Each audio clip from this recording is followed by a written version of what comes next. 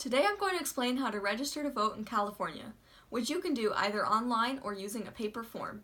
These instructions are intended for high school students and therefore don't include some topics that would be important for an adult who, for example, might be already registered at a different address or in a different state. If you are a California resident watching this and you are not a high school student, please visit registertovote.ca.gov for appropriate information. Hello, I'm Livia, and volunteers from the League of Women Voters recently visited my high school to register students to vote. This inspired me to create this video with the help from the League. The League of Women Voters was created in 1920 after the 19th Amendment gave women the right to vote. Initially, the League focused on registering and educating women to vote. Since then, they've continued to spread democracy while maintaining a nonpartisan position. The League neither supports nor opposes candidates or parties. That is, they have no interest in who you vote for, only that you vote. In this video, I am taking that same position.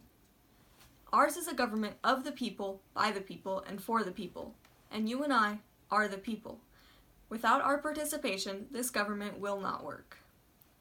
Our generation, which was one of the largest in history, can and will determine this country's future. So I encourage you to be an active and vocal part of our government, starting with being a registered voter who casts a vote in each and every election. Now, let's get started. Who is eligible to vote in California?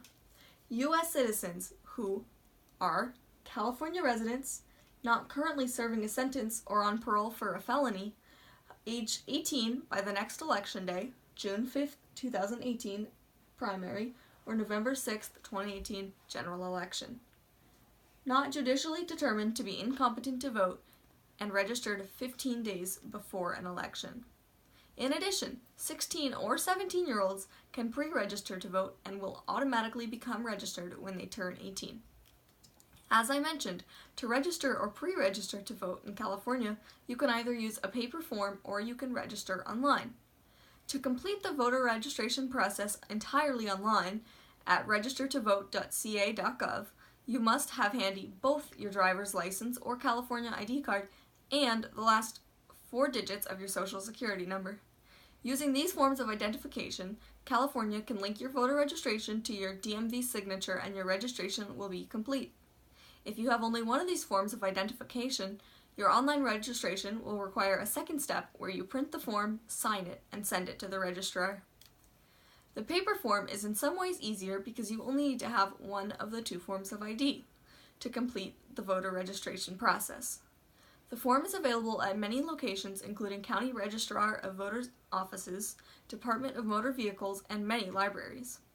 Each county has its own form, so the one I'm using as my demo today might not match your form exactly, but it should ask for the same basic information. Regardless of how you register, online or on paper, there are a few issues that often arise. So before you get started, be sure to listen to the rest of this video. First, the form asks if you are a U.S. citizen. If you are not a U.S. citizen, you shouldn't fill out the form. Second, the form asks if you have a political party preference. This is a yes or no question. Answering no means you are choosing to be what's often called an independent voter.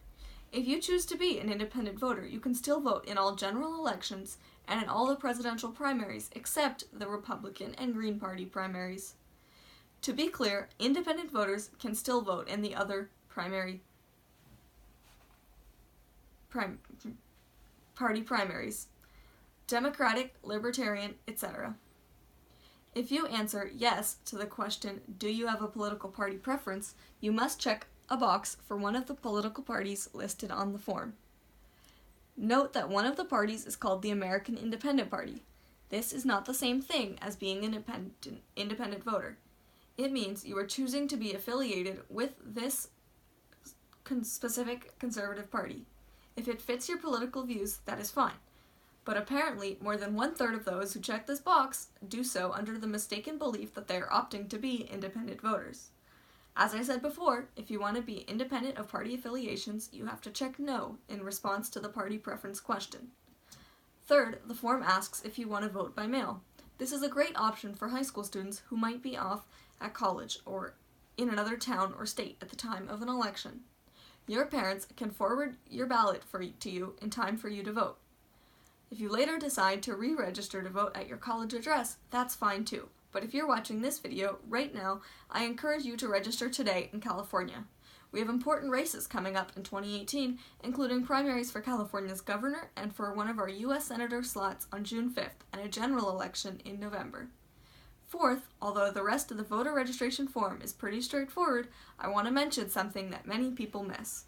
In the signature box at the end, you have to include today's date, so don't forget to write the date in there right after your signature.